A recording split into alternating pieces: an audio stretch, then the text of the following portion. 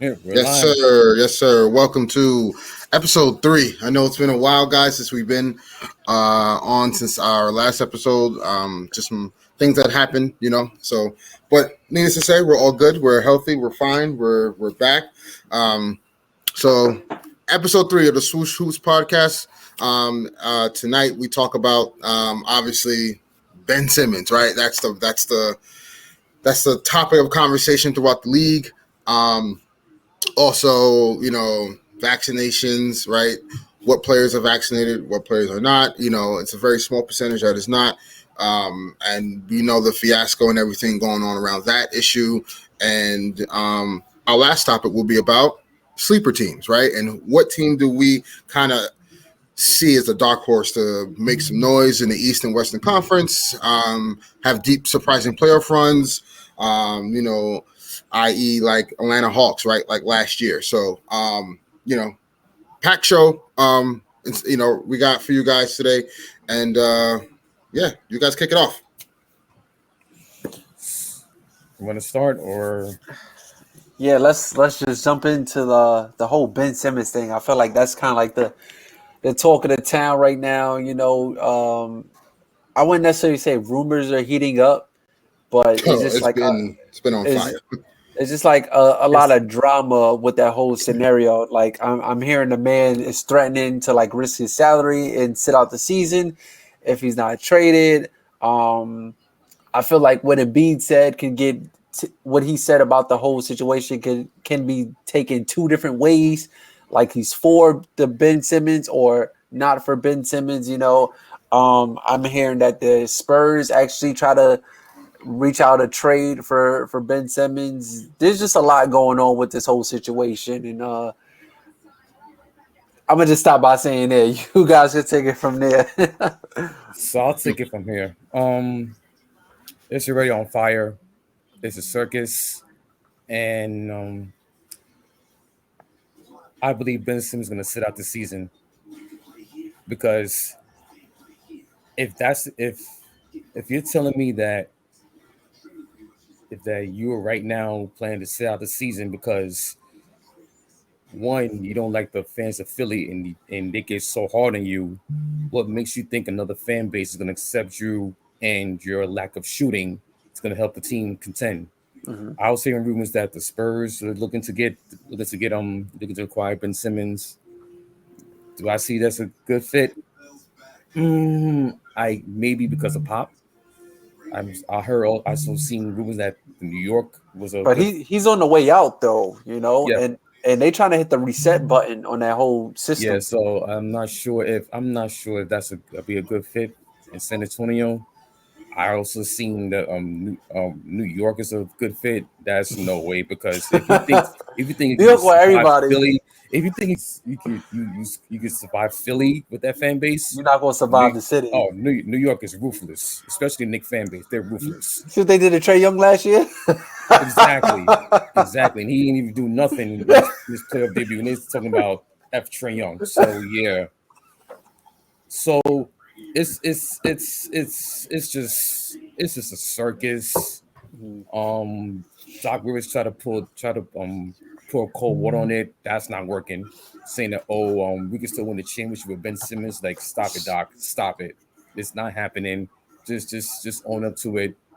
I'd rather have him say, okay, he's not here. I'd rather go with the guys that's with me in training camp, and that would have been in end all be all. But nope, it just kept on. They kept on letting the fire up, and then Embiid comes out saying, "Oh, this whole holdout for Ben Simmons is so wacky, it's Disrespectful. disrespectful, this and that." Mhm. And now it's like Well, he said it's it's disrespectful because Ben Simmons said that Embiid, him and Embiid don't work, right? Like that marriage doesn't work anymore, and They clearly the Sixers have decided to. They offered Embiid the extension. They clearly have bought into all Embiid, right?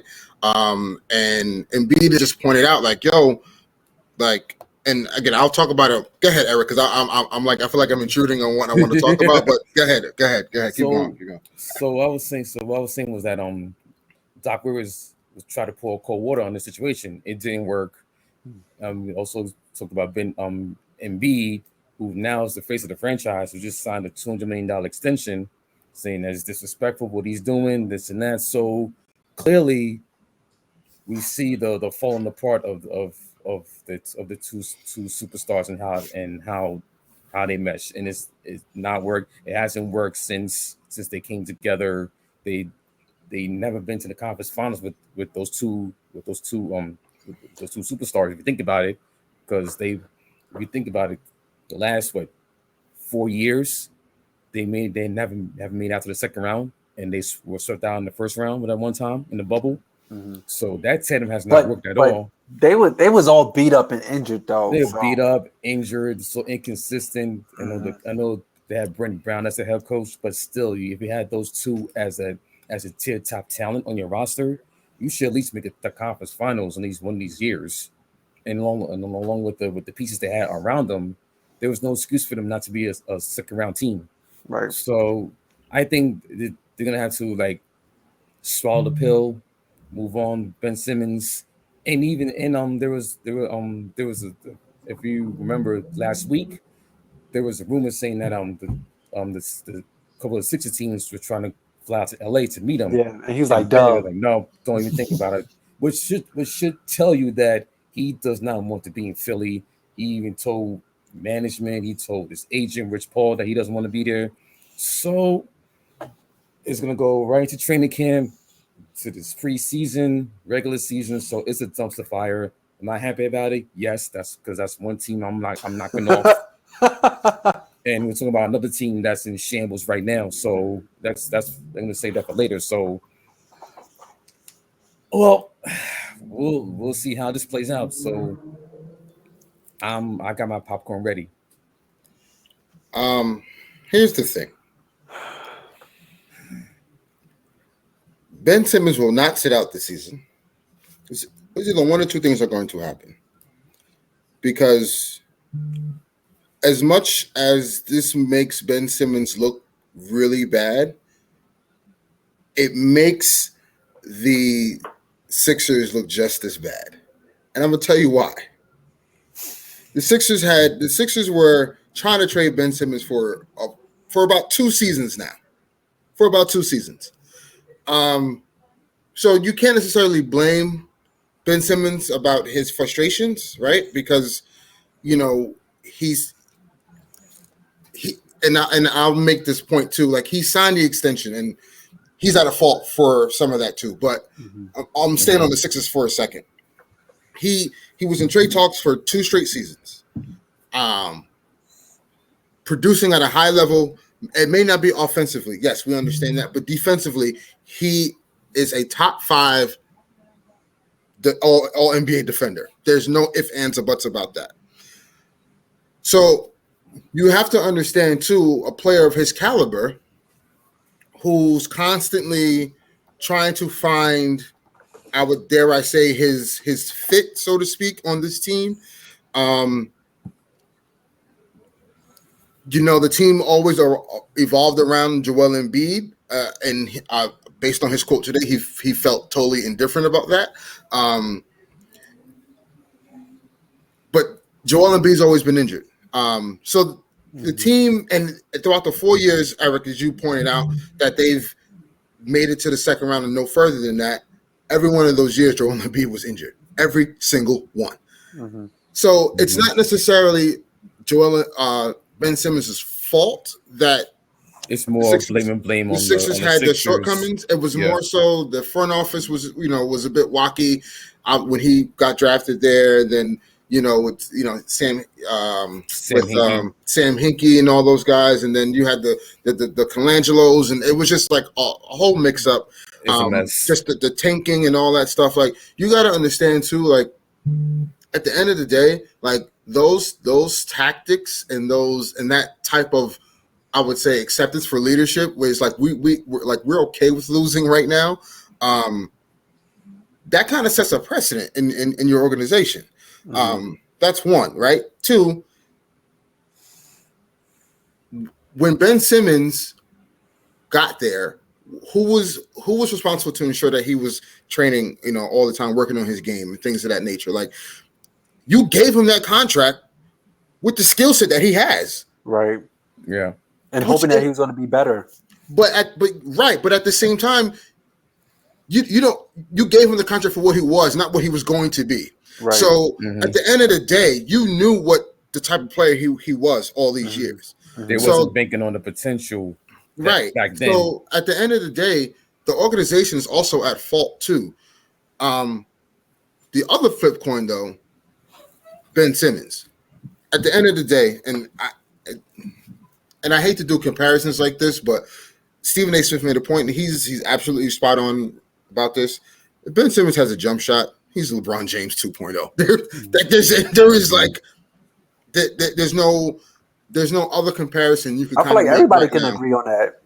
Right. Yeah. But I just hate, setting players up to this expectation that, I mean, come on, LeBron James is all world. Like that's like how I felt when like people were saying Devin Booker was like, oh, that's the next Kobe. It's like, no, he's the next Devin Booker. There's only one Kobe. There's only one LeBron. There's only one, so it's only one Kevin Durant. So it's just like, I see the comparison, but I get it. I understand it. If he just developed jump shot or was a little bit more aggressive going to the rim and not being afraid to shoot free throws, then we wouldn't have this conversation. But at the end of the day, he was involved in all those trade talks.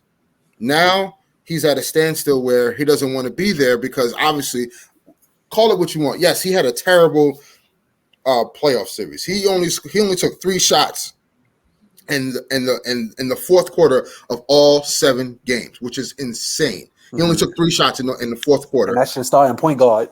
Right.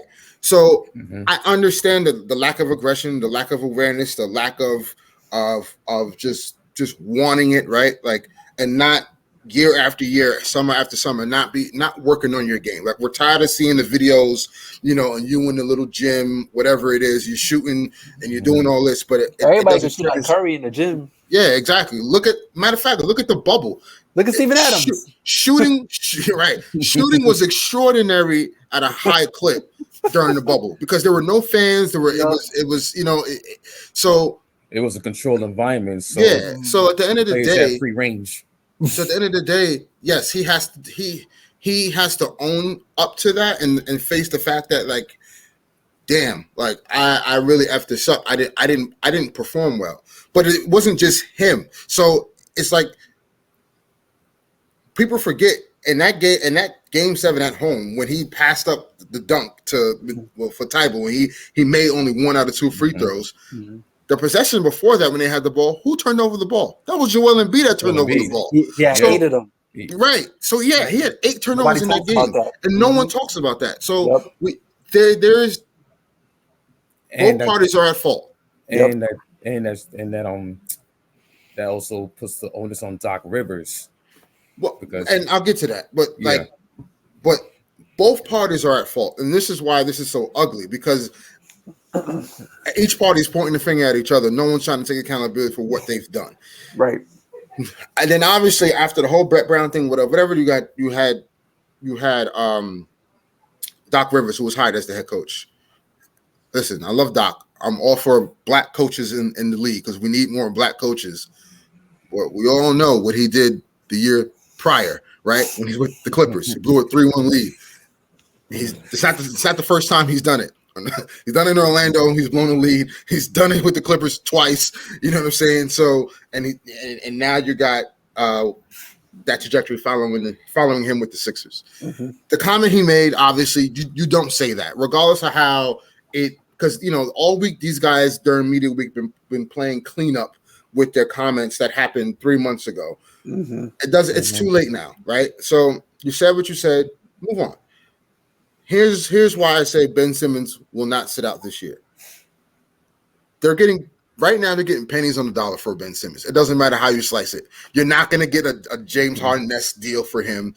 You're not going to get another superstar in return. You're going to get a star probably, but at most you're going to get comparable role players along with draft picks that you could possibly package in another deal to get something else. Mm-hmm. And that's just what it is. Because at the end of the day, the longer Ben Simmons sits, the longer the distraction this will be for their team and their organization. Because as soon as they start having a losing streak, as soon as things don't look right, they're gonna blame it on Ben. As soon as Joel Embiid gets hurt and there's no Ben Simmons, they are fucked. So they're falling apart. You can't sit there and say, well, we'll sit, we just won't pay him, he'll sit out. That's fine if you want, and that's cool. I'm not saying it's wrong, but I'm not saying it's right either. At the end of the day, you have to do what's right for your team now. Exactly. Yep. So at the end of the day, and especially, I'm just saying, and I hope this doesn't happen, but who knows? If Kyrie Irving can't play 40-something games this year with the Nets, that leaves a window for the Sixers to kind of, maybe we can contend with the Bucks, and maybe we get a shot into the finals this year. You never know what's going to happen. So I don't believe 1 second that the Sixers are going to stand pat and sit and say, that's fine, you can sit out. You take us to arbitration. That'll take a few years to happen.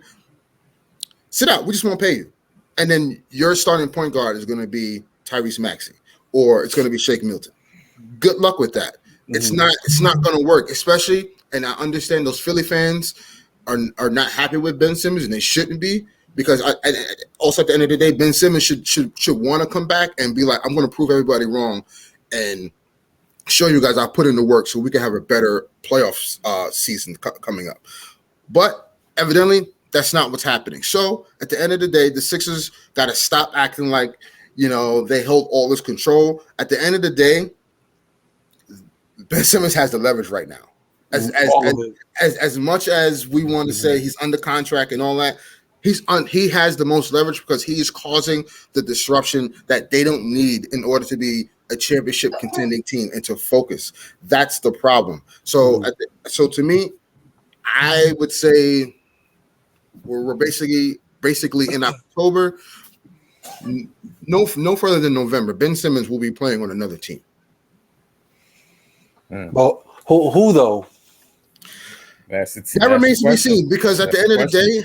Again, it could be anybody now at this point because, again, the Sixers cannot get what they think they deserve for him. This is like the best in the sweepstakes. Yeah, exactly. It's like whoever has the best deal at this point, just take it. So, you're going to have to get like a whole overhaul of draft picks. You're going to have to.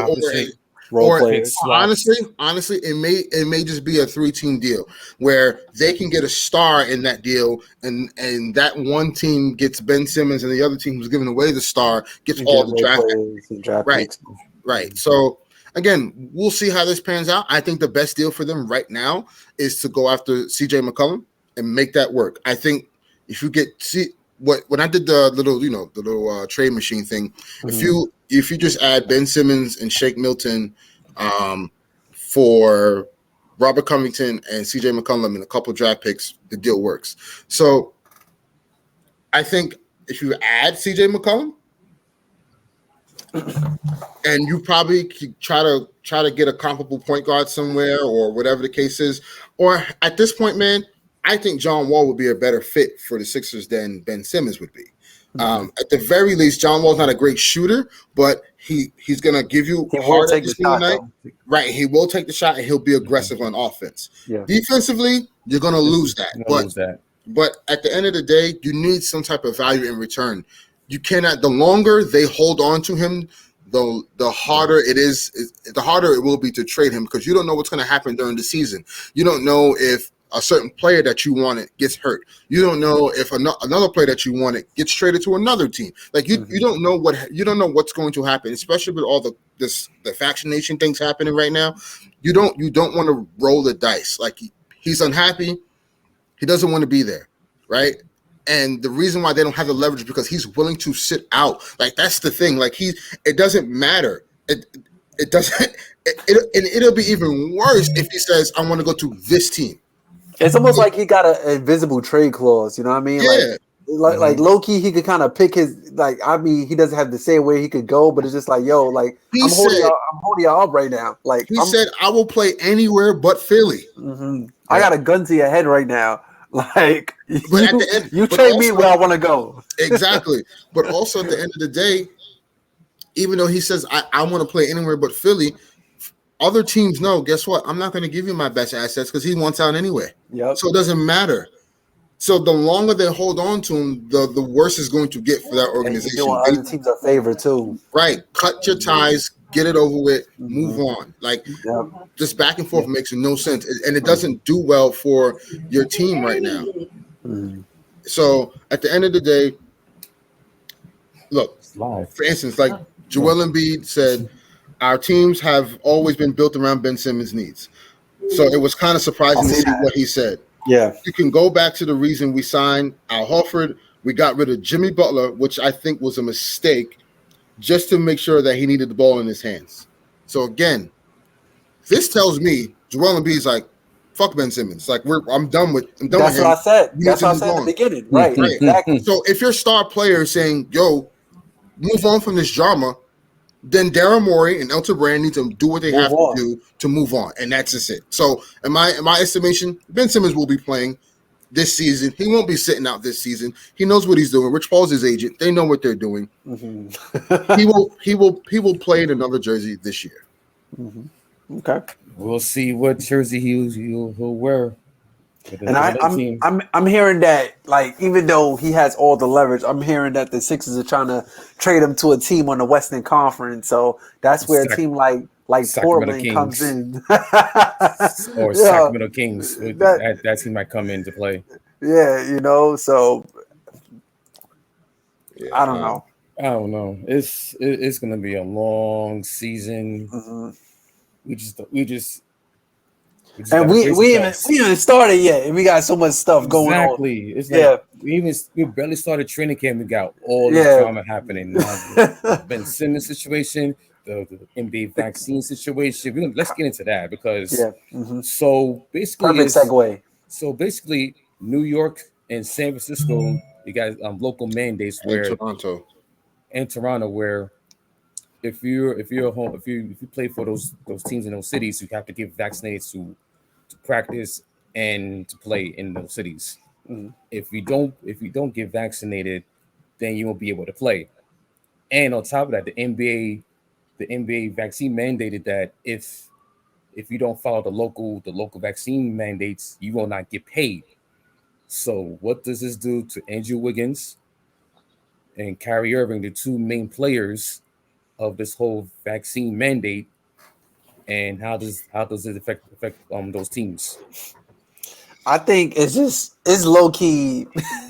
I feel like it's low key ridiculous, you know, that Kyrie could play in a away arena, but he can't play in his own arena, and vice versa for Andrew Wiggins. Like matter of fact, right before we went live, I was just listening to what Jay Will was saying. He was making a valid point, you know, as far as like not being able to pay because you're not playing. So you have somebody like a team in the state that doesn't pay any taxes, right? And opposed to a team like he was saying, like Stephen A. He brought up like New York. Obviously, we're gonna take the money anyway, but now it's just like we're kind of like our hand is reaching into that pocket a little bit more, you know. And whereas opposed to like us, you know, like Washington D.C., or I don't know, let's just say there was an NBA team in like Delaware, we don't have to pay taxes. You know, you're getting your full money up front. Perfect example, Miami. There you go. Right. Florida, so, exactly. So you get your money straight up. But then in this situation, like it's like in New York or San Fran, like you reaching in my pocket and you're taxing me because like I didn't take this vaccine, you know. And you know what's funny is that Kyrie was saying that I didn't want this to be a distraction. Well, this is a big distraction. Yeah, it's gonna be everywhere. It's so here's one is I don't want to get too political on vaccinations and stuff like that. I understand, you know, how severe COVID has ran rampant thus far for the last 2 years, but I don't agree with mandates. But hey, that's just my opinion. Yep. I don't think it's not on anyone's person to force someone to take something that they don't want to do. Right. Right. So that's that, right? And I don't care if you're vaccinated or not vaccinated. Doesn't matter to me, right? But it's your choice. But here's the thing I think why this is going to get really tricky for the NBA. Andrew Wiggins, right, had a press conference. I believe it wasn't today; it was yesterday.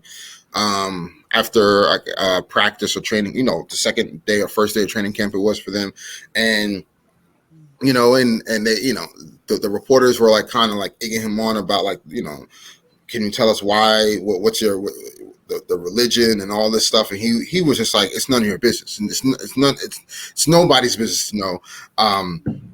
And she had stated to him, you're gonna start getting docked for you're not going to be getting paid, and to play these games that you're going to miss because you're not vaccinated. And he was like, that's my problem, not yours. So what that tells me is that if Andrew Wiggins pretty much doesn't care if he's losing money, Kyrie Irving's not going to care either if he's losing money either. He makes a significant amount of more money than Andrew Wiggins does, I assume. So my thing is, guys like D'Angelo Russell, Bradley Beal, Kyrie Irving, Andrew Wiggins, and others, at the end of the day, I think they'll be willing to not play if that's what it calls for, because I think they're gonna if evidently they decide they're not going to take it, they're going to stand on their decisions and say, this is the consequences. I'll see you when I see you. And I'll play in the games I can play in, and I just won't play in the games I can't play in. And the NBA is going to have to decide what they want to do with that. Because obviously it's a star-driven league, and fans fill up the seats. And it's going to hurt the business. To see these players play. So It's either going to be one or two things where they say, you know what? In my opinion, this is what the NBA should do. Just do what you were doing the last year or so. If you're not vaccinated, you're going to take ample tests. Doesn't matter the city, blah, blah, blah. But the issue is that it's the government that's mandating, the states that are mandating. If you're partaking in this activity, you must be vaccinated. So there's a lot of legal things they have to kind of figure out. At the end of the day, it is what it is. I can see Kyrie Irving sitting out 50-something games. I can see it. I can see Andrew Wiggins sitting out. I can see Bradley Beal just by their stance and how they've been answering these questions. When they're getting interviewed, they seem pretty adamant. Like, I'm gonna take it when I see when fit. I'm good and ready. Right. I'm good and ready. And rightfully so. Like, we shouldn't be forcing, nor should we be pressuring anyone to take the vaccine if they don't want to. It's not something that should be frowned upon either. But we just have to accept their choice. But also at the end of the day, they're gonna have to accept their consequences too, because there are parameters around that, and it is what it is. So I just think at the end of the day, if you're vaccinated or not, kudos to you. But obviously, when a private entity like the NBA, it's tricky. They're gonna have to figure out some type of medium, because at the end of the day, it does not make sense if Kyrie Irving, who plays in Brooklyn, and Brooklyn, New York, is mandated that you need to have a vaccine to play basketball. Right. In a closed arena, Kyrie Irving cannot play. But if Andrew Wiggins is playing in Brooklyn with the Warriors, he can play. He can play. So it doesn't make sense, right? So this is why I feel like those guys are going to have a leg to stand on, because they're going to say, well, I can't play in my hometown, but the same guy who's not vaccinated in his hometown, he can't play, but he can come and play in mine. It doesn't add up. It doesn't add up at all. So they have to figure out a way to kind of mitigate this and figure this out, but it's gonna get nasty before it gets nicer. Like it's gonna get worse before it gets better. Yeah, I feel like this whole situation is gonna shape the league. It's gonna be really, really, really different, especially what you said about like as far as like Kyrie Irving, who's like a marquee name, even though the Brooklyn Nets has a marquee team as it is, finals contender, potential can win the championship. Like, you take Kyrie from that equation, all right, you still got KD and Harden, but still, like, You know, Mhm. I know Kyrie fans. You feel me? Like, and the fact that, let's just say if they wanted to go to, we face it, we're all based out of New York. You know what I mean? We all like from Brooklyn. You know, so I have like I'm pretty sure we all know about like at least 10 people that are Kyrie fans. And when Kyrie got traded to the Nets, it was like, oh snap, I'm about to catch Kyrie. Or when he signed to the Nets, excuse me.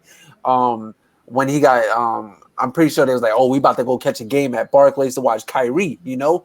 And then now, like, the fact that he can't play in his own arena, like, that's kind of crazy, you know? So you mean to tell me if I want to watch Kyrie play, listen how dumb this says. I gotta go to another state to watch Kyrie play, and I live in Brooklyn, and I'm a fan of the Brooklyn Nets. Like, that's crazy. So imagine, like, the amount of games he might miss out, you know, at home because he can't play. Like, that can drastically change like the whole dynamic of like the course of the season. And what you mentioned earlier, Eric, when you were saying like, all right, that could kind of give teams like, all right, we see that the Nets are kind of slacking a little bit, you know. That's like one less team. Not saying like the Nets are going to be completely out the equation, but you know, you have a team like Philly that's also struggling with the absence of Ben Simmons. You know, other teams could be like, yo, like let's go full in. Like, when we get to vulnerable. that, right? So when we get to that point, we ain't got to worry about them because they're dealing with X, Y, and Z. So I was thinking about this and how this mandate could really affect teams. I was thinking about if this prolongs into like April and May, do teams like select the Nets, do they like go from being in the top echelon in the East to like in the middle of the pack because you're not able to have Kyrie Irving on those home games? Because without that's what we forget. That's what I heard. And it was absolutely not. We forget that when it was just Kyrie Irving and Kevin Durant, they were up by 40 on the evident NBA champion Bucks. Let's not forget.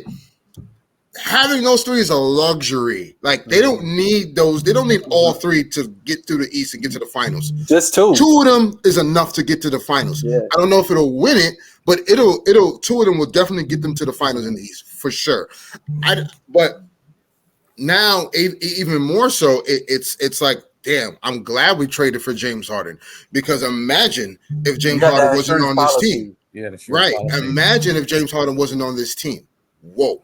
You know what I'm saying? It's a whole. Now we're talking about middle of the pack playing the Brooklyn Net team. So, again, listen. Are the Nets a championship contender without Kyrie Irving? Yes, they are. Are the Nets the best team in the East without Kyrie Irving? I don't think they're the best team. I would give that nod to Milwaukee. But at the end of the day, they still have arguably the best player on the planet. So.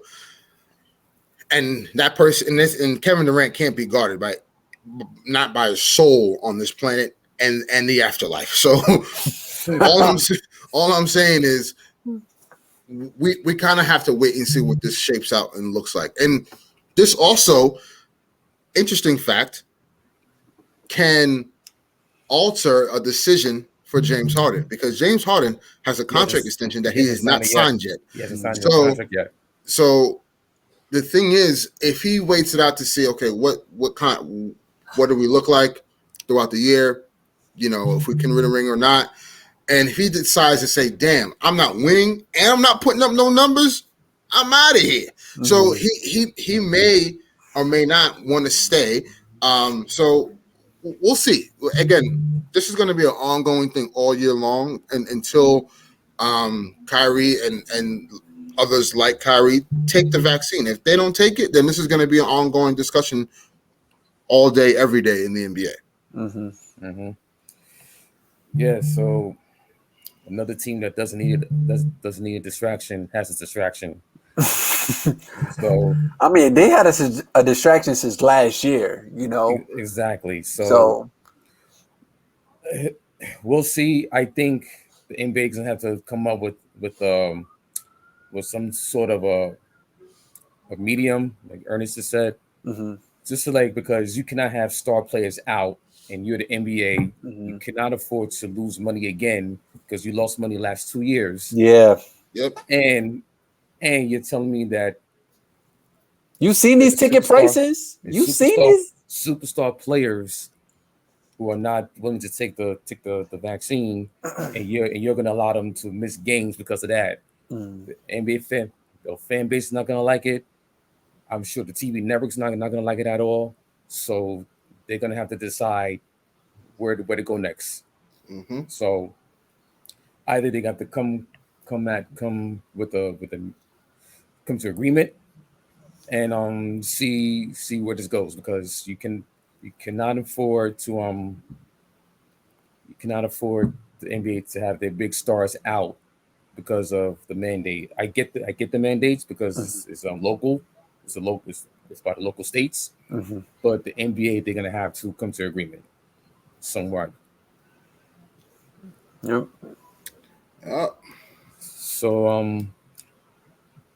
So next topic, let's segue into our final topic of the night will be sleepers. So you're talking about the two top contenders in the East, the Sixers and the Nets. Might be pegged down to maybe the middle of the pack. We don't know.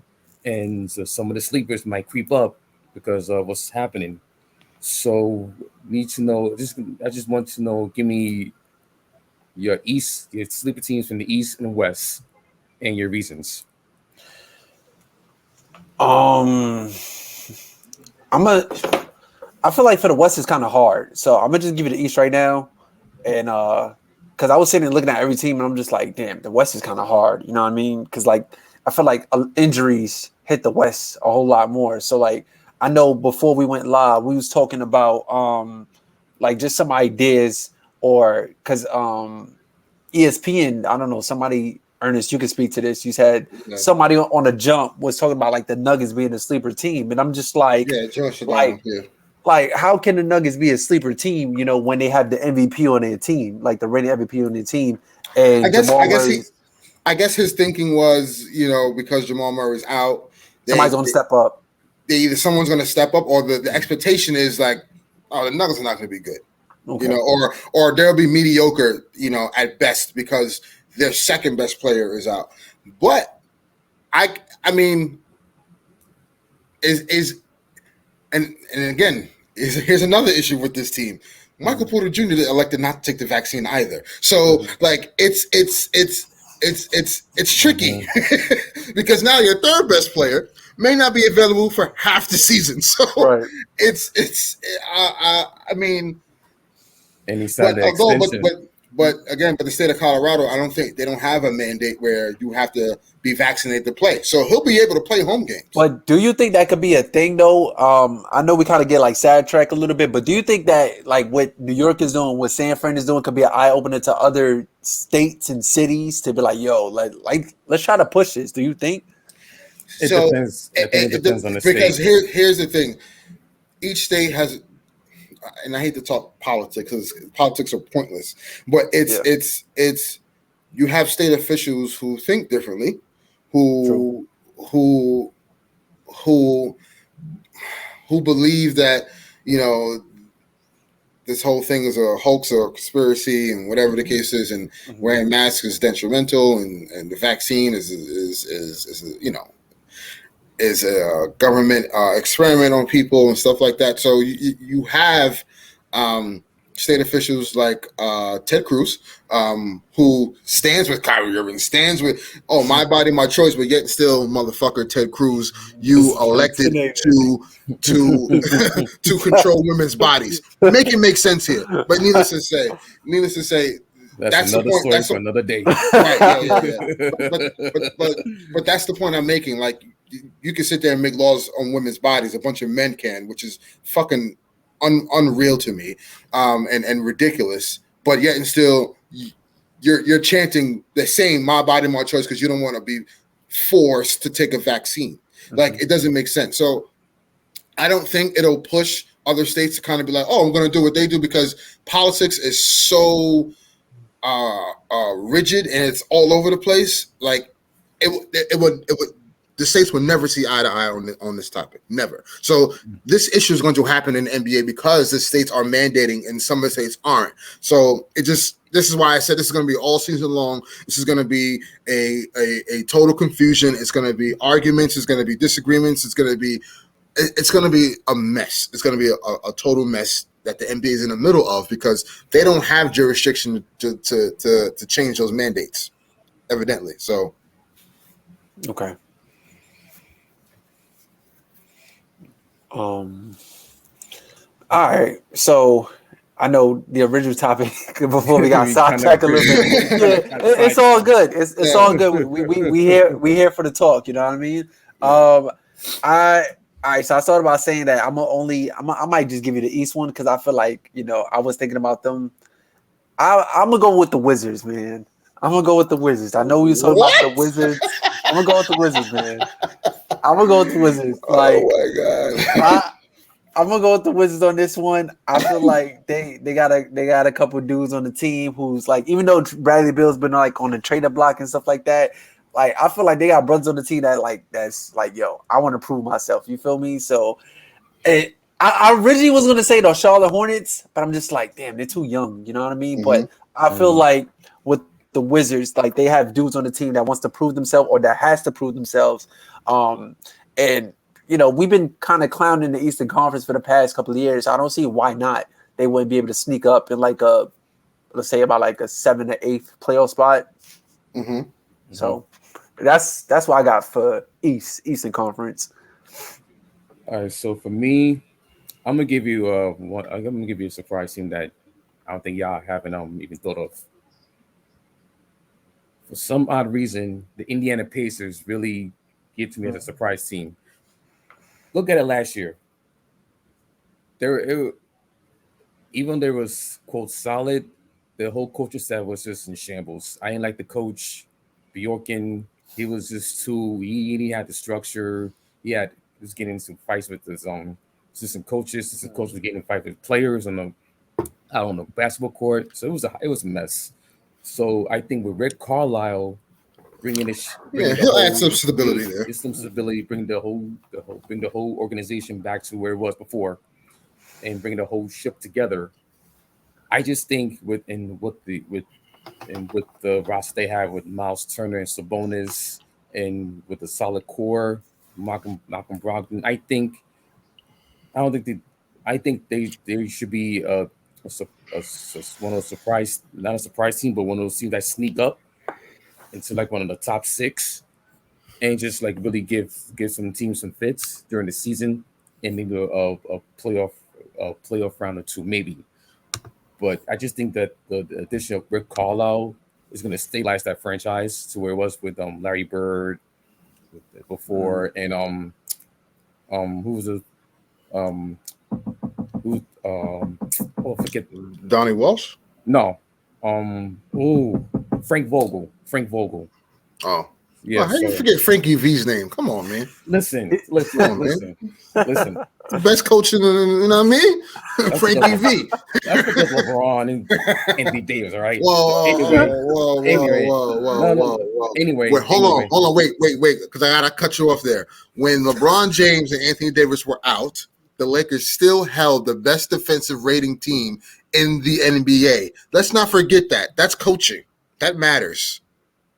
Yeah, exactly. Okay, anyway. Some respect on Frankie V name. What up, Frank Vogel? Anyway, we're not talking Lakers now. We're talking Pacers now, all right? Talking Pacers. All right, so I think that the Pacers, they're going to go back to the stability they had with Frank Vogel and with Rick Carlisle before, and then with Larry Bird, and just to stabilize that franchise. And I think they're going to make some strides, make some improvements, and they could surprise and leap some teams over into that top 6. And I'm going to do the West. So let me do the West. Mm-hmm. I don't know because everyone seems so stacked. It's very difficult. I had a hard time choosing, man. I got my 2 teams. It was easy. I got 3 teams, but it's easy for me. Oh, go ahead. I'm gonna go. Okay. You know what? I'm gonna go on a limb. I'm gonna go Sacramento Kings. Okay, All hear right, me I'm out. out of here. No, I'm out of here. you know what? No, you're not. Get back here, man. Not walking up the set, man. You can't walk up on no podcast set. What's wrong with you? Not walking up the set, man. You need to be, in the words of Stephen A. Smith, you need to be banned from talking basketball. Okay, so here's the thing, though. I need to hear this. Yo, Here's the Eric, go thing, ahead, though. bro. Okay, so you look at the top 10 in who made the tournament last year, who made the playoffs last year. Anyone's going to be back, maybe except for the Spurs. Okay, do I expect the Spurs to be back in the playing tournament? I don't know. I'm looking at New Orleans, maybe, I don't know, who's there? New Orleans, Memphis, maybe Sacramento sneak into that 10th spot. I mean, it's time for them to at least get competitive and making a playoff or playing push. And with the young roster, with De'Aaron Fox and Marvin Bagley and that crew, they should at least be competitive and at least be a playing tournament at least. Yo, Ernest, turn your camera off, bro. You need to stop. That's my surprise team. Do I see him making it? No, but like I said, I'm going out on a limb on that team. Yeah, you can make fun of me right now, but oh well. So I know y'all Laker fans don't want to hear it. It's not even all right. I can't. The ship has sailed. Sorry, I'm going off. It's not the fact that I'm a Laker fan or Armani's a Laker. It has nothing to do with that at all. I promise you, fans out there, it has nothing to do with, the very soon 18-time world champion Los Angeles Lakers. It has nothing to do with that. But here's my issue with the Sacramento Kings. Marvin Bagley does not want to be there. He's gone this season. You could book that. He's not staying there. Buddy Hield is gone this season. You can book that. He doesn't want to be there either. Luke Walton is not really a great coach. He should have been fired years ago. My thing with the Kings, what Western Conference team is going to fall off from last year? That was in the play-in, or that was a bottom feed of that was like the bottom of the bracket last year. It looks like the same teams that made the playoffs last year is looking like they're going to make it this year. They're going to return and make it this year. Mm-hmm. Memphis. So who were the 4 teams in the play-in last year? Lakers, Warriors, Memphis, and the Spurs. Yep. There's only one team that's going to fall off of there. That's the Spurs. Might be the Spurs. Exactly. It's going to be the Spurs, right? So now you have to consider the Pelicans. You have to consider of course, you have to consider the Pelicans. I think they'll be better this year. Timberwolves. The Timberwolves, maybe. Who knows? But I think Anthony Edwards is going to have a really good year this year. So, what about the Thunder and Rockets? They're the two lottery teams. Rockets are not worried about because the Rockets are it is what it is. Thunder also, but so if you look at it, right? If you look at the West, your top 6 teams are going to be both LA teams. No, scratch that. You're going to have the Lakers and no order. So I'm just throwing it out there. Top 6 teams without the play-in. Lakers, right? Utah, Phoenix, right? Dallas. Okay. Utah. I said Utah. So I said Lakers, Utah, Phoenix, Dallas. That's 4. 2 more spots. Denver. That's 5. One more spot. Portland. That's 6. Now we get to 7. Clippers, Warriors, Grizzlies. That's the 8 teams right there. It doesn't matter. Like the Kings are not better than those teams. I'm not talking about top 8. I'm talking about the playing tournament. 9 and 10. We're talking sleeper, meaning they're gonna make noise. Like no way the Kings are nowhere near that. And again, they're sleepers for a reason. So I could be wrong, right? And you could be right. But currently constructed, no, leave them Sacramento Queens alone. No. In the words of Shaq. So you're gonna say the Pelicans were a sleeper team because they haven't impressed me in the last 3 years with Zion. So, okay, since we're on the topic and I haven't spat my sleeper teams yet, I'm going to start in the East first. Since we're on the West, I'll just continue with the West. Mm-hmm. My Western Conference sleeper is the Golden State Warriors. If Klay Thompson comes back and he is 80% Klay Thompson, they're a team that we have to watch out for. The Warriors. I'll say this, but I feel like from like a basketball fan standpoint, entering this season, it's kind of like you automatically assume that Klay Thompson is going to come back, but now we know. But he's not coming back until January. Until January, right? Exactly. So so you're expecting Steph to play at this MVP type level for 35 to 40 games this year in order for them to stay afloat or at least out of the play-in scenario. I see what you're saying now. Yeah, you know what I'm saying. So that's why it's a thing.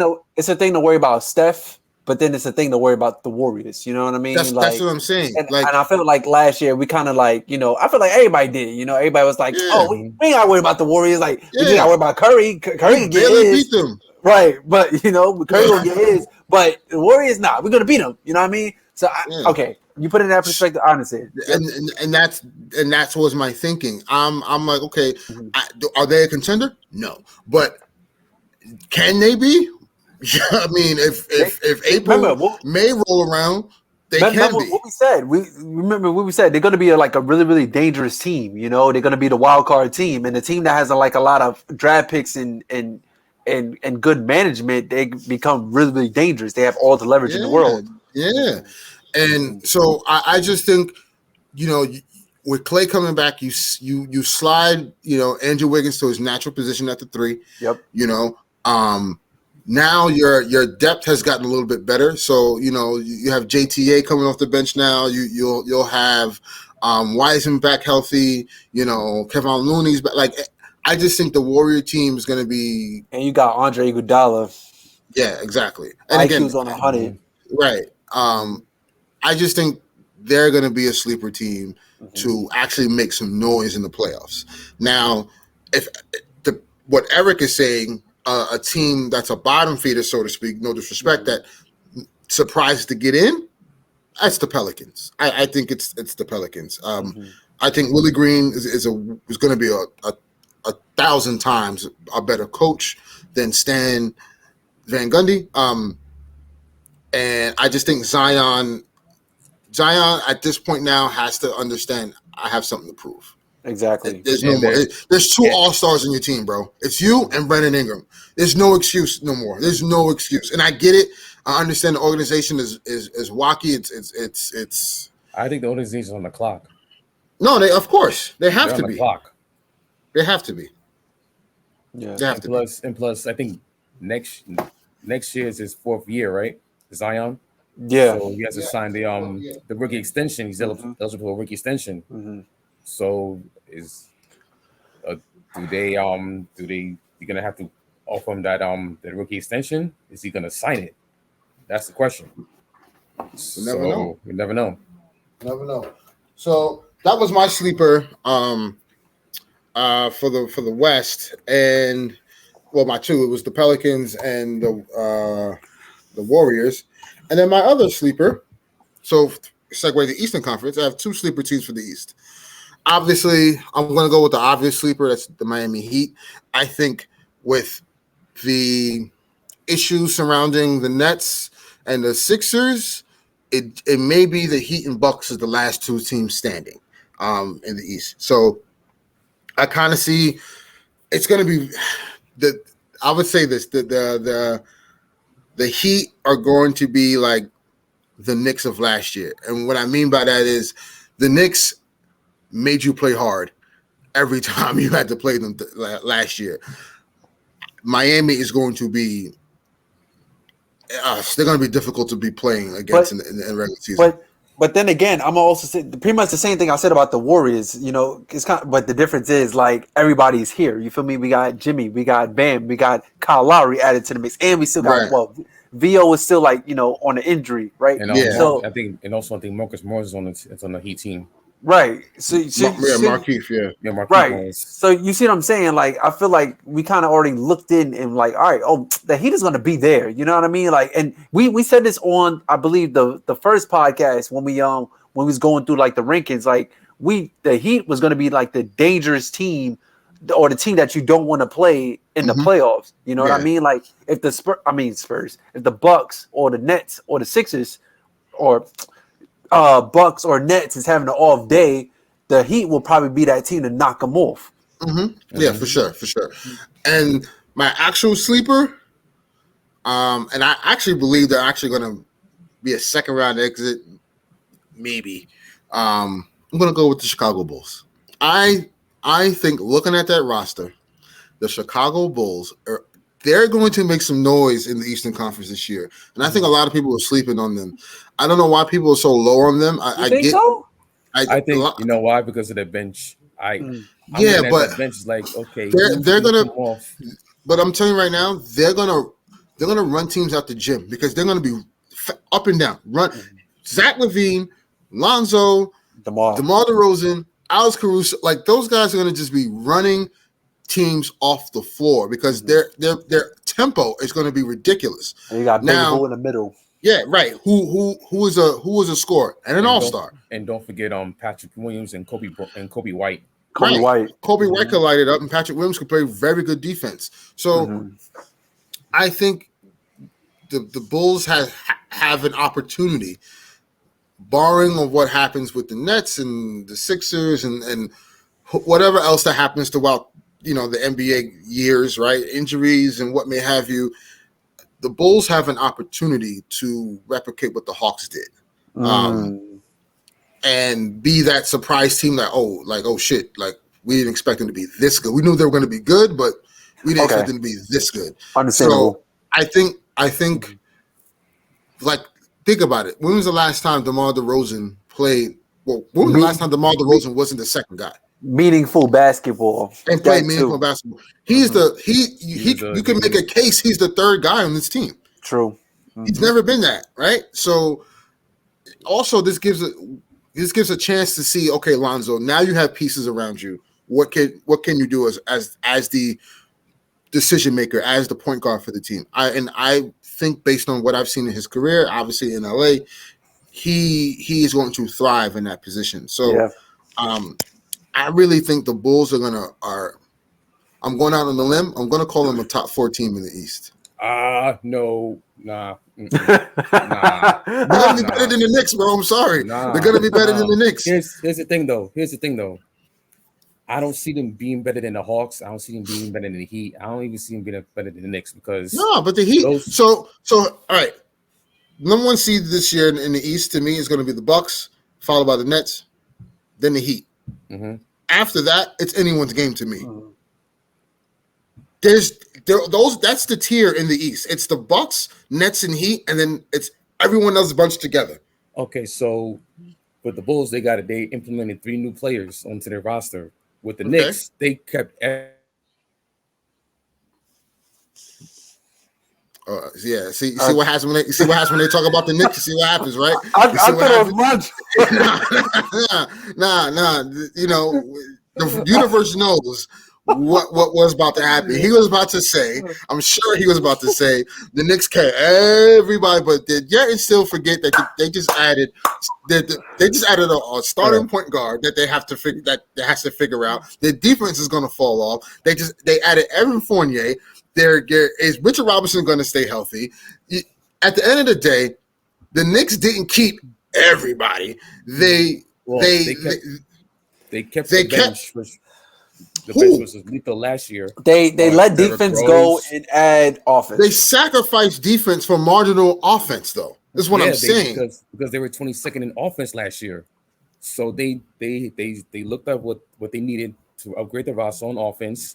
They felt like they needed to upgrade up point, which they did with Kemba, and they needed a 3 with Evan Fournier. Now I know you're laughing because you don't believe those two. They were plus 19 when they were Boston on efficiency last year. Okay. Wait, stop right there. Because I knew you was going there. Stop right there. They were plus 19 when they were on the floor together. Who else was on the floor with them when they were plus 19? It was Jason Tatum and Jaylen Brown. Oh, and now you do the Knicks have a Jason Tatum or Jaylen Brown on their team? See, there has to be context in the conversation. But here's the context though. And again, I'm not saying the Knicks are going to be bad, guys. Like I'm not refuting that. Like I think the Knicks are a lock playoff team this year for sure. But at the end of the day, the Eastern Conference has gotten better, and the Knicks didn't make upgrades that to me that are going to keep them at the number 4 seed that they were last year. And wait, last point now, and you have the floor. And last year, teams thought the Knicks were a joke, right? So when they went to the Garden or when the Knicks came into town, they didn't take them seriously. And then they realized, oh shit, they're making us play dog hard defense every single night, where they're playing us tough like it's a playoff game every single night. Now teams are going to be geared up to they're not going to be surprised anymore. So you have to take that into consideration too. So at the end of the day, what we have to see is one, how far does their defense fall off? Because that's going to be very, very important. No matter how good and how great Tom Thibodeau is good at defense and coaching defense, it's the players' effort on the floor. And for the last couple of years, Evan Fournier and Kemba Walker have been horrid on defense. Horrid. They're going to get hunted every single night. Now, offensively, you're absolutely right, because I think they're going to be tough to guard when Julius Randle's on a tear putting up 30, and then you're going to have Kemba Walker now on one-on-one coverage, or then you have Evan Fournier and pick and pops, right? And you got Mitchell Robinson rolling to the rim, and then no one's going to be thinking about RJ Barrett. So he's going to have open looks all night long. So I understand where you're coming from that perspective. But I just feel like I just have to see it first. I got to see it. I just got to see it first. I just got to see it. Because Kemba has shown defensively, it's terrible. But the floor is yours. Go ahead. The floor is yours. But I don't think people like. My thing is, the defensive principles are there on the tips. So do I see them as a top 5 defensive team? No. Can I see him finishing top 10? I can see that. But I just don't see like a big defensive. I don't see it as a big defensive fall of like as y'all projecting to be. And plus, I think they replaced Elfrid Payton and Reggie Bullock with Evan Fournier and Kemba Walker to go with RJ Barrett, who I believe is going to have a big third season. You guys are going all in on offense. It is clear. Right. I understand that. But and on top of that, they kept the same bench that was lethal last year with Derrick Rose, Burks, Nolan Noel, Obi, Quickly, who had summer leagues this past offseason who didn't have last year. So they're going to be improved. And also, but again, all I'm saying is I'm not refuting that they're not going to get better. All I'm saying is they're not going to catch nobody by surprise anymore. So teams are going to actually gear up and game plan for them. And win. And again, last year was last year, but when the Hawks were able to game plan against the Knicks, the Knicks shit the bed for 4 games. Julius Randle shit the bed. That's it. It is what it is.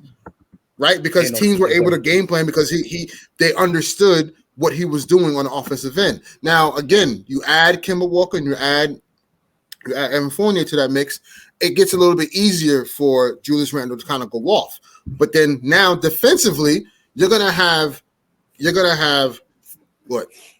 You're gonna have 3 guys at your starting 5 on the floor who don't play defense.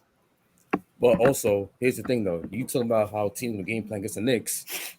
They can't game plan. They can't game plan against things like they did last year. So if you're talking about teams are going to game plan versus the Knicks the way that unlike last year, who was to say that? What about the Knicks game plan for those other teams? Get what I'm saying? So it won't be like it won't be as okay we can game plan with Kemba, with this matchup, with Julius, with this matchup, they also got to worry about, okay, so on the other side, how we match up with them. So Yeah, but the it's East gonna be has gotten interesting to better. see That's what I'm how saying. yeah, The East and has I gotten get better. that. It's way better than last year. So, like for instance, right? Last But year, right, the Knicks but were the best defensive team in the Eastern Conference, right? They were the number one. They were the best team in the Eastern Conference. After that, right, you had the Knicks. Then you had the next Eastern Conference team was the Heat at 5, right? Then after the Heat, you had the Sixers, and then after the Sixers, you had the Pistons, right? And these are all points allowed, right? So now, if you look at the landscape this year, the Knicks are going to fall off from a top 5 defensive team. The Heat are probably going to move up to a top 5 defensive team, right?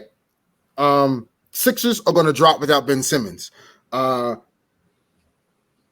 you look at the rest, then you're going to have – there's really no one else, right, in the East that, aside from Miami and Milwaukee – Milwaukee is on this list too – that are not going to be prolific defensive teams in the Eastern Conference, which means offensively, a lot of teams are going to score a lot of points in the Eastern Conference. Can the Knicks withstand that? Can they match the points is what I'm saying. I don't know if they can, because Julius Randle he's not a one-dimensional guy, but his skill set is predicated on give me the ball, move out the way. He doesn't move well without the ball. Number one option. Huh? Wait, what? He's not the number one option on a championship team. He's not the number one option on a championship team. He's not. Absolutely not. He's like the third. Mm-hmm. So the thing is, now he is going to be the number one option, regardless. He's going to be the number one option. His style is he doesn't play well without the ball. He's not a great cutter or anything like that. He's give me the ball, move out the way. I'm going to go to work. How are you going to fold in Kemba Walker, who doesn't move well without the ball either? The only player on your, because your starting five is going to be probably Mitchell Robinson, right? Julius Randle, R.J. Barrett, Evan Fournier, and Kemba Walker. That's going to be your starting five. Where in the offense does Kemba Walker fit if the number one primary scorer is Julius Randle? Like that's where I get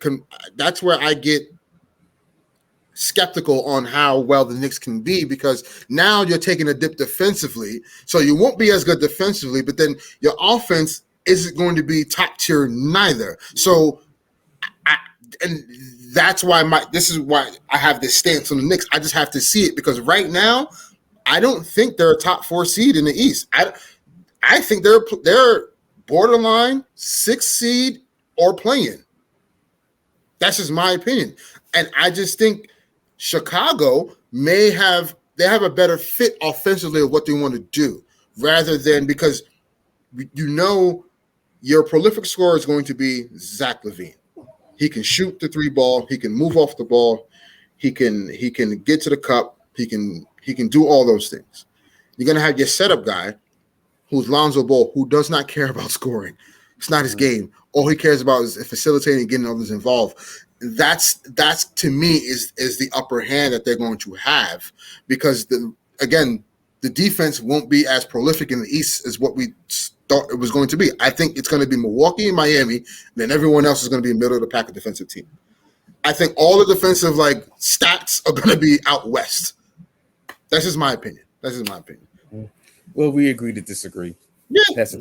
We just have to see what happens. We just have to see what happens. I just don't see with the Bulls, because to me it's just okay. You add the 3 players, right? Lonzo, big upgrade. DeMar DeRozan, big upgrade, and you still got Zach LaVine, who's he got you 27. He averaged 27 last year, and Vucevic. Now what I was hearing was that they might experiment and put DeMar DeRozan at the 4. I'm like, he played some of the 4 last year.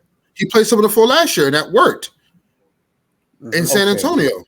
He played the 4. It's the same thing like Rudy Gay. Rudy Gay played the 4 last year as well. He's gonna play the 4 this year in Utah. Yeah. Like you can you can It's get a away whole with. different. It's a whole Yeah. different game now. You can. Yeah. It's all right now. The league has been all positionless basketball right now. We don't got Horace Grants running around everywhere. Yeah. You know what I mean? Like Your biggest power forward is probably 6'8".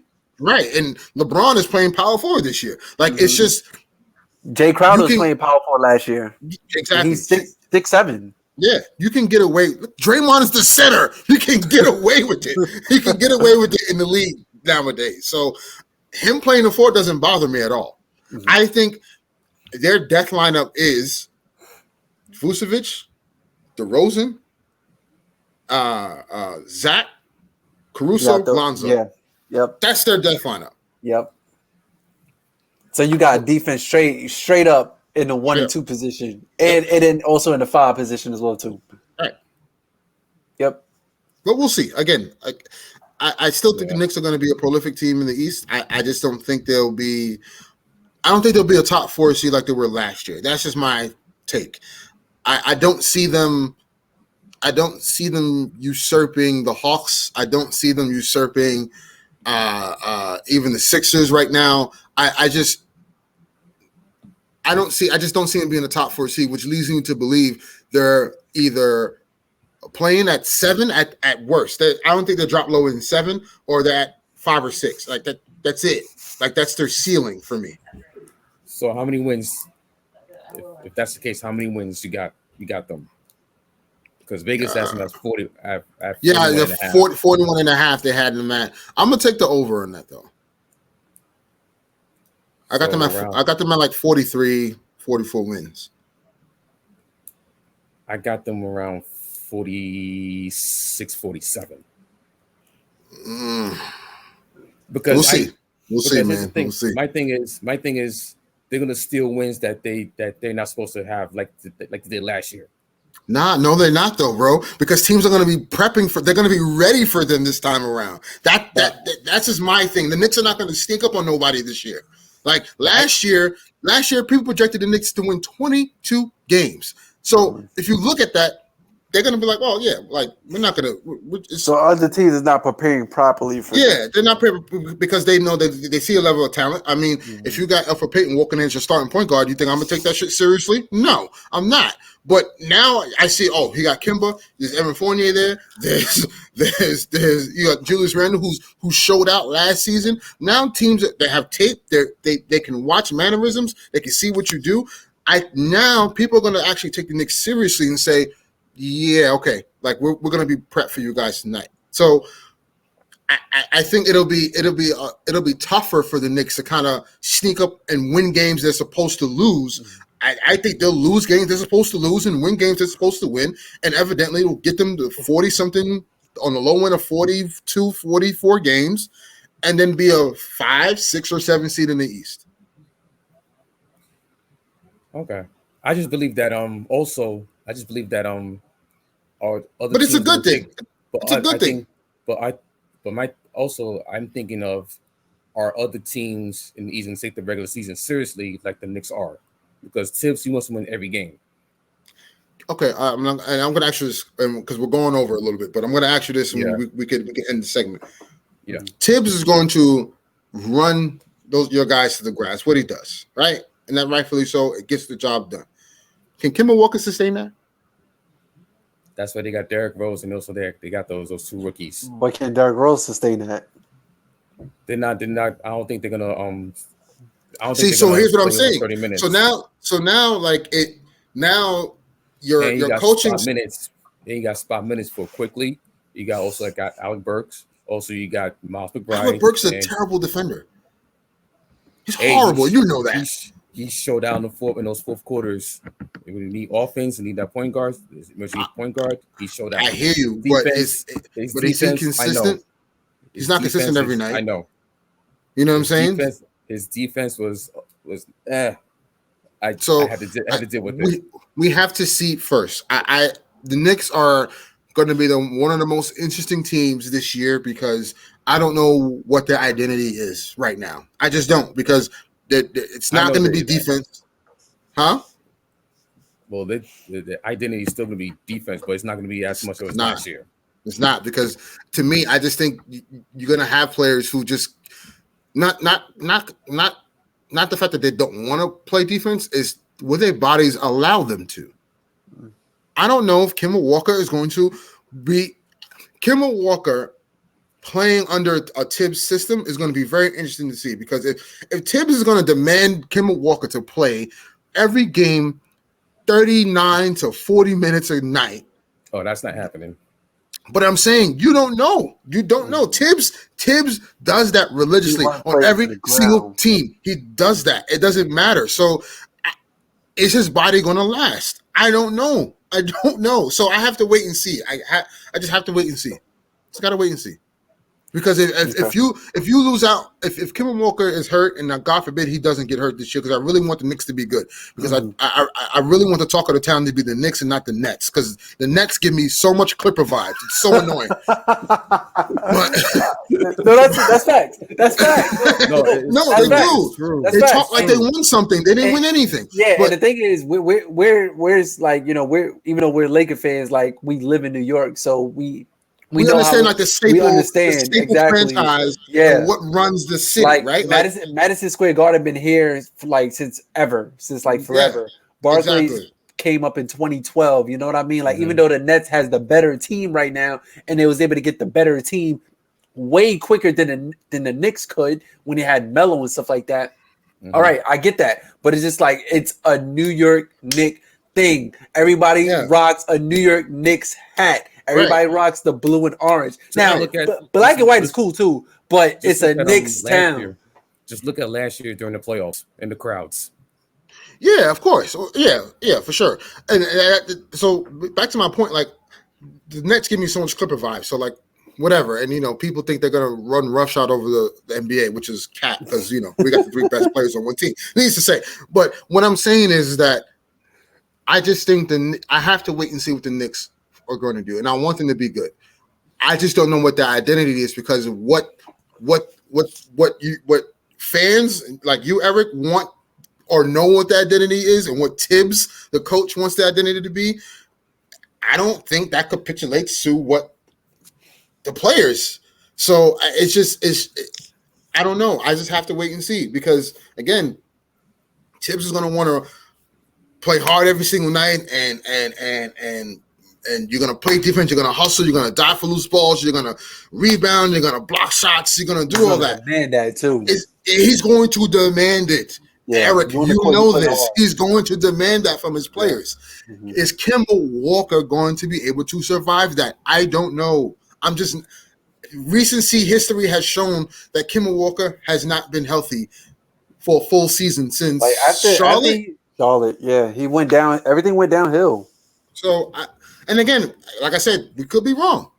But as it stands right now, I don't know what the identity is, and I have to wait and see. It's all speculation. All speculation. Agreed. I'll get my first look in on Tuesday. Yeah, preseason. I don't even judge the preseason yet. You got to see what you here's when you could really judge them, when they're playing the Hawks, when they're playing the Nets, when they're playing the Bucks. Like, that's when you kind of measure. Okay, like you kind of see glimpses and flashes of what they can do, what they can be, or what really looks bad. Like, you're gonna see it. So, because you're always gonna measure against those elite teams to see where you are. You have to do that. So, yes, preseason is a good barometer, but you're really gonna see what their talent level is going to be like, and the effort is going to be like when they're tested against elite teams. Mm-hmm. Okay. Well, I know I'm going Tuesday to the first preseason game, so I'll get a firsthand myself, see how this team meshes and gels. We'll see. Mm-hmm. We'll see. But fan base has high hopes. I myself, after last year, I have high hopes for them to at least, and as you should, as you should. And also, we got our own concerns, especially with Tibbs and the rotations. Is he going to play some of the young guys? Is he going to run the starting five into the ground? How's Julius Randle going to rebound after that playoff debacle? So we got a whole lot of questions with this team. So we'll see. So And on that note, that's our conclusion to the third episode of the Swoosh Hoops Podcast. It was a good spirited debate, I felt. Mm-hmm. It was And the energy. For sure.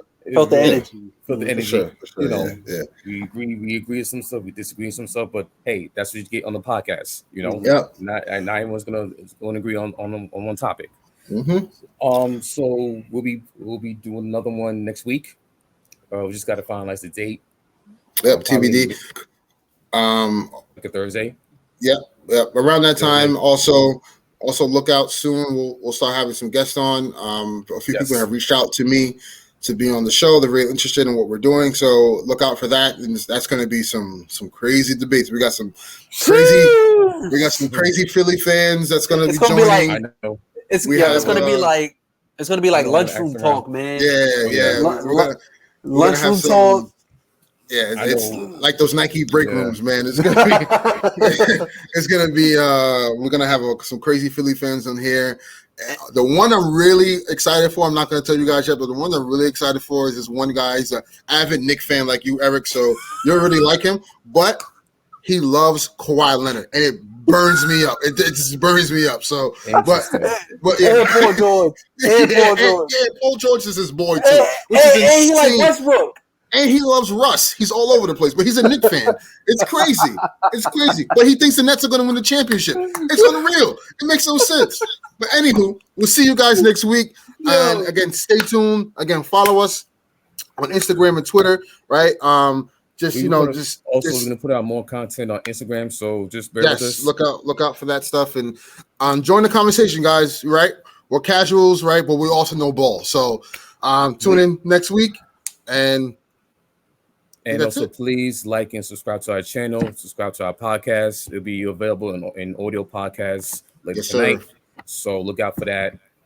I myself am Eric signing off with Armastradamus and Peace. Ernest. We see you next week's podcast, episode 4 coming up. Peace. Peace. Yep, that was a good one right there.